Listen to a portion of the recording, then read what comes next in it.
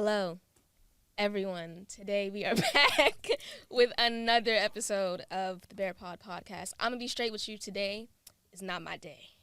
The semester's getting to me already. We feeling it, starting to feel it just a little bit. Took a lot of effort to get up today, but you know what? I'm here. I'm here. We're all here today, and that's what matters. But what also matters is that I have two brand new, beautiful faces on this couch right next to me. We have some brand new talent here today. To my left, can you introduce yourself for me? Hi everyone, my name is Hannah. I am a freshman and I'm a multi-platform production major. Period. To my right. Hi everyone, I'm Janelle. I'm a junior. I am a multimedia journalism major, and yeah. We outside with it. So, basically, there's a lot going on campus right now, especially that we're nearing the middle of the semester, and I think students are getting more comfortable voicing their opinions. Yesterday being Wednesday, and this past Monday, there were protests on our campus by the student center on the student center patio, and students were pretty much just voicing their general opinions on things that we kind of all talk about behind the scenes, like housing slash lack thereof slash the quality of said housing, quality of food, parking availability, financial aid issues, and things of that nature. So I feel like I'm a senior, as you all know. So I've been talking about this stuff since I got here. I'm going to be real with you. And the issues pretty much have not changed. I'm very lucky and blessed to actually have housing on campus this year.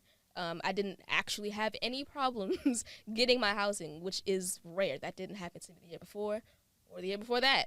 But I just think that's like the bar. The bar is so low, having no issues with getting your housing together. The bar is very low for what we actually expect of our university, and I think that's something that Morgan students are tired of. They're tired of having to beg for things that should just be automatic from their school, that they're paying so much money for. Even people coming out of state are paying even more for that kind of thing, people that aren't on scholarship and don't have financial aid and things of that nature. So I think that it's important to voice your opinions about what you think should be different on your campus. What do you guys think? Absolutely. I think for me as a freshman, I haven't had problems yet, thank God. And I hope to not have any, in the future.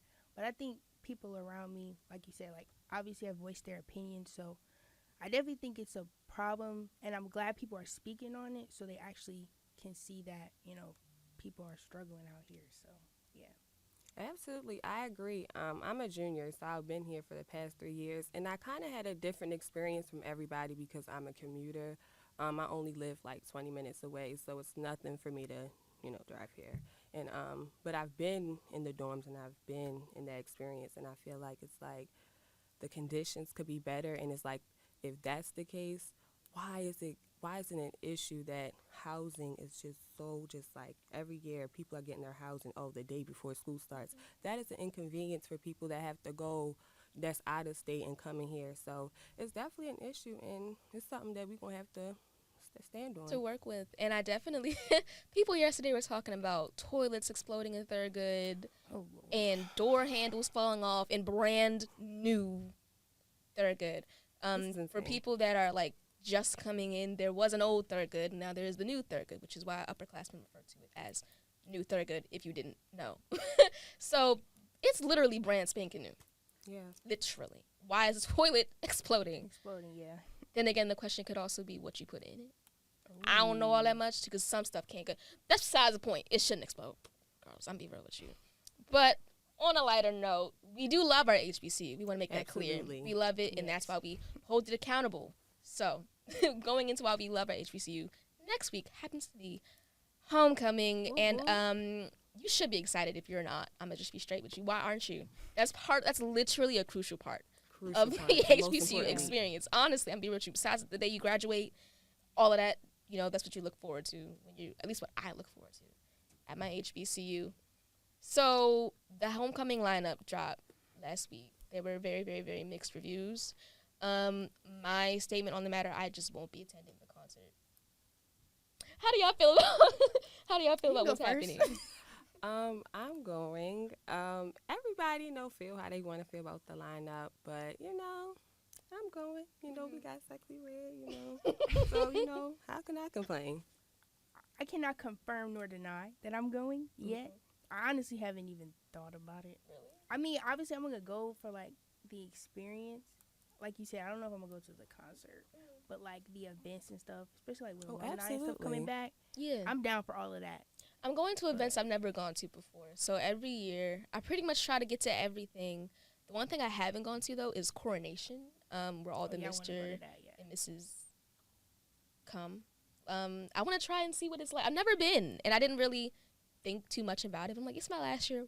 Literally, why not? I should probably go. Yeah.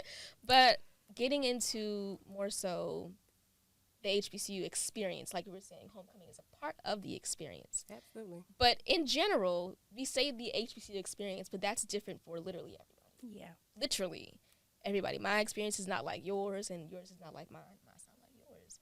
But I think that part of that comes with where you're from and how you bring your own culture to your school. Mm-hmm. And at Morgan, we have a melting pot, a beautiful melting pot of so many different black cultures within different other cultures and things of that nature.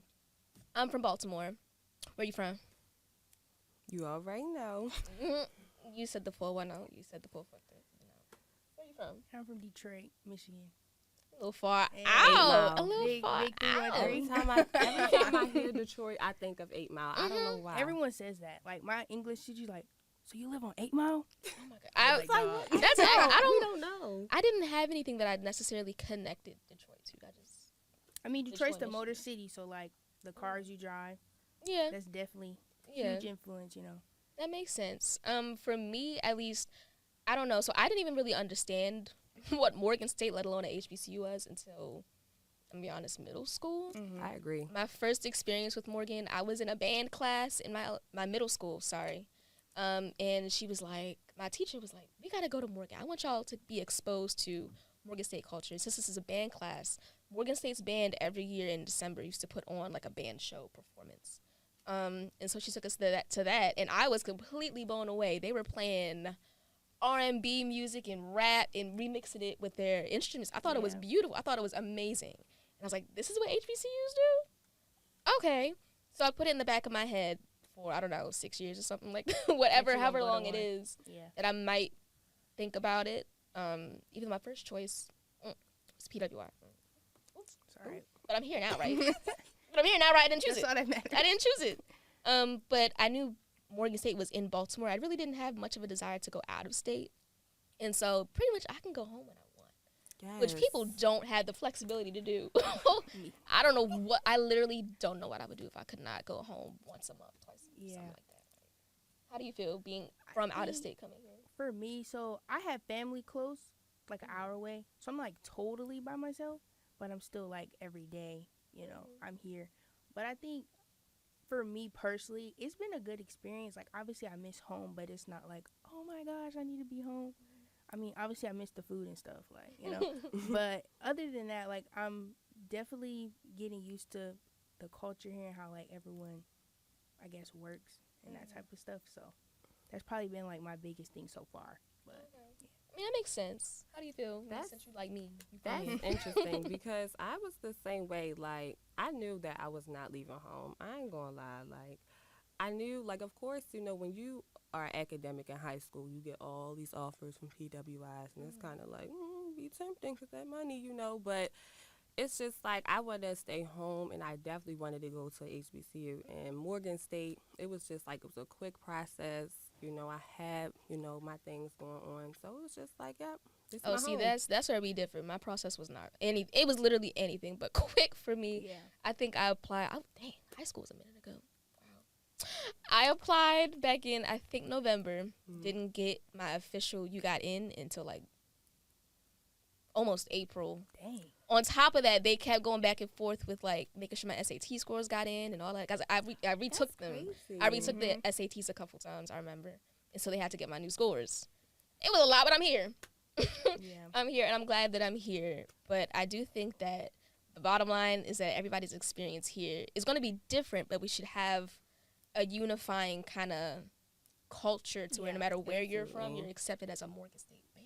Yeah, Yeah. like That's there the shouldn't be whole no point. division, you know. No. just Yeah, I because never you're felt from that. here, they're Mm-mm. like, and that's the thing about being from here is that I feel like the people on social media make it a joke to be from here. To be from Like, Baltimore? Yes, like Oh, the yes. way we talk Oh, and it's yes. just stuff like that. It's just like The same no. joke. Yeah. It's Two like do it's flu so moo, much coo, deeper stew. things here other than jokes.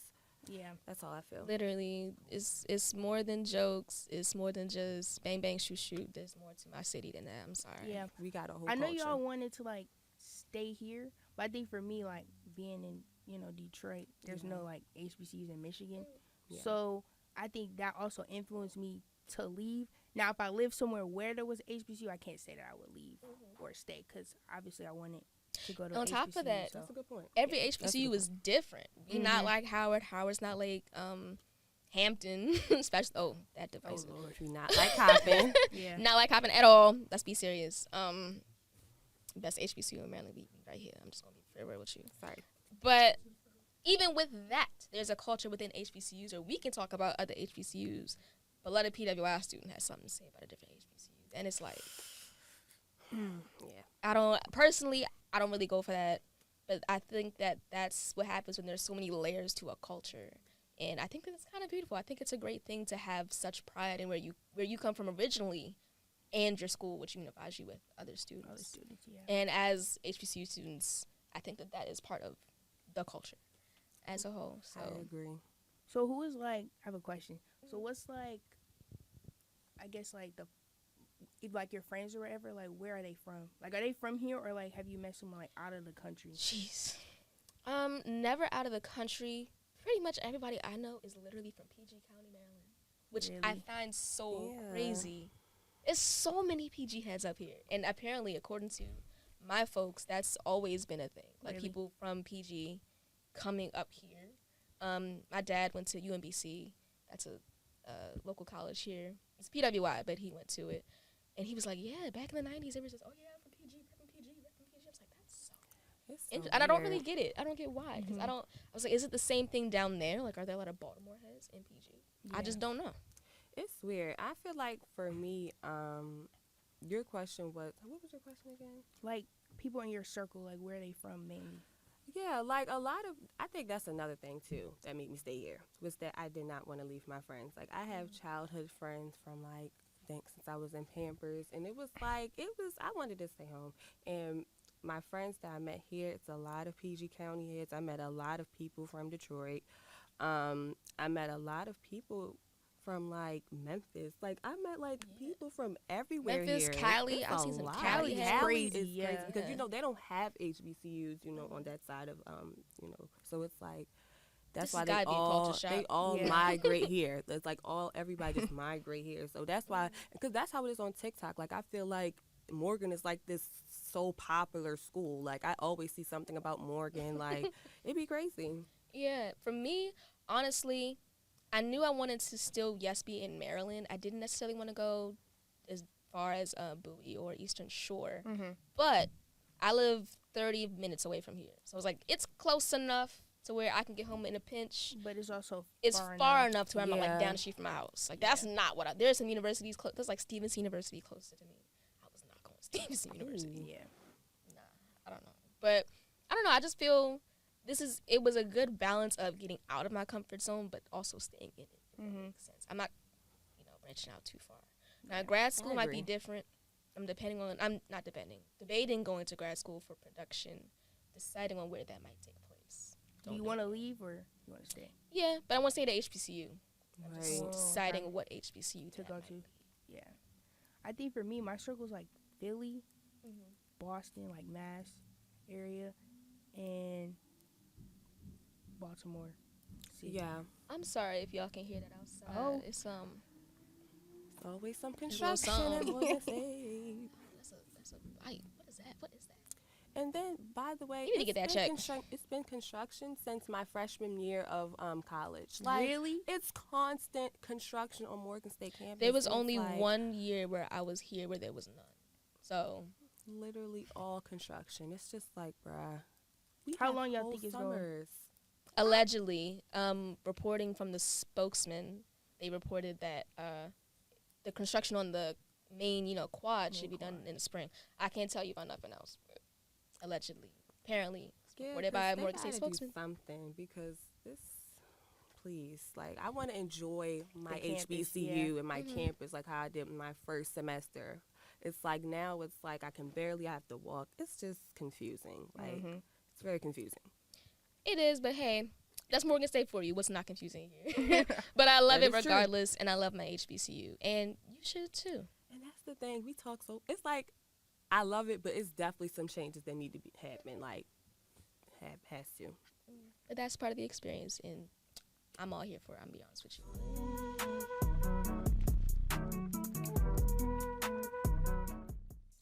So, first of all, we back, and I know it looks a little bit different. We got some new faces on the couch. Everything Well, changed. one new face, sorry, on the couch. Mind introducing yourself? Oh, hi guys. I'm Isaiah. What's your class and major? I'm a sophomore and I'm a multi-platform production major. Okay, Hey, okay. love In it the here. building. I love that for y'all. It's so many MPPD in here, and I'm just a little We lit. MMJN. Just Is little nothing wrong with journalism head. MMJN. We lit at MPPD though. You should just We not switch- as. I'm gonna be straight with you. Don't be as lit Be like that around here with sometimes. the little print journalism, but it's okay. Go ahead and introduce yourself for us. Yo, what's going on, everybody? My name is Damon DeBose II. I am a junior multi-platform production major, and I am on the couch today. I'm usually behind the camera. I am the man with the lens, but today I'm gonna talk to y'all today. See what's going on. So, I hope that everybody is clear that we're about to get a nice little pause in our favorite streaming shows and movies and all that, because over the entire summer, the actors of America were not acting. They weren't really, I mean, to put it simply, if you want, they weren't really doing their job, but not because they didn't want to do their job. They weren't getting paid fair wage, and so everybody was on strike. You know what? I think, side note, we should all do that. Strike. for Maybe what? like a nationwide strike. A Just nation- pay, period. Nobody's getting paid what they want to get paid. I'm Do you straight know how with much you. food we would lose? Yeah. The McDonald's will close. I'll be mad at 2:00 in the morning. The Wawa's will close. You know, I couldn't I go to can't get my Walmart. sausage, You egg, and McDonald's at 2 in the cheese morning. biscuit. Hey, listen, bro. When you studying and you know you get the munchies while you you. don't got food at the crib? You Hey, right. bro, listen. I don't be gross. I'm not responsible, bro. I ain't gonna hold you. I don't be You're right. groceries. That's a bad idea. Never mind. Don't strike all at once. Thank you. Well, bad. Don't do that. That's a poor Dang, you coming after me choice. already. I was but, asking questions. My bad. Can you give us a little update on what's happened? So the SAG after strike, it was basically based around the writers, but also actors, in solidarity. Basically went on strike with them. You know, stopped working, and basically because they wanted to have fair wages in the workplace, especially in the creative world. As a creative myself, I know how it is. Like writing those scripts, the character profiles, writing the contracts, acting, editing, all of that matters and should be paid fairly, especially in Hollywood. They even shut down, they even said that people who create video games, like the actors in video games, you know, should stop, you know, acting, you know, the writers So in those much. games, especially like the game, like in gaming companies like Insomniac, they're dropping Spider-Man 2. Sorry, I'm a little bit of a geek / nerd, but Mhm. That's fine. Don't be sorry for We that. love it. What are yeah, we they sorry dropping for? Spider-Man 2 on PS5 October Still have a 20th, but they PS4. couldn't promote it as much as they wanted to because of the strike. And with that, you know, Hollywood really tried to slight the writers. They tried to get media influencers to promote their movies for them instead of the actors, I which saw is that very too. sick in the head, quite honestly, at least to me. Yeah. Because you know that's the actor's job. You know they're supposed to go on the red carpet, you're supposed to go to do the interviews and everything. But luckily now, 5 months into the strike, they've come to a preliminary deal to increase the pay. They're just finalizing it now. But yeah, you know, I'm kind of sad. a lot. And There's a I lot. didn't realize. Well, do you have anything to say on it? Yeah. So my mom's an actor. She's not like crazy actor, but I love my mom. She's a great actor. So yeah, look her up. But she told me about it, and I think it's crazy. As somebody who is a creative, because I want to be a producer, with mostly music, but I also want to be in film. And there is a big divide with the love for the art and the love for the artist. People don't love their artists anymore. They just love their art. And I feel like it was very prominent when this came out, and people were surprised. But people aren't getting paid. Like, I'm putting my life work into this. Like, I'm like blood, sweat, and tears, staying up all night, writing this stuff down, and y'all not paying me. So why would I give it back to you? And I think it's crazy that the owners of all this stuff was like, okay, forget y'all. We're not going to pay y'all. Because it's crazy because y'all can't live without them. Like, if writers stop writing, the world would crumble. You know, what about TV? Because everybody's getting tired of reruns and reboots and everything like that. It's the same thing over and over again. Soon Hollywood's going to crumble if you don't have writers. So I think it's crazy that they did this, but I think it's great that they've gotten to a consensus.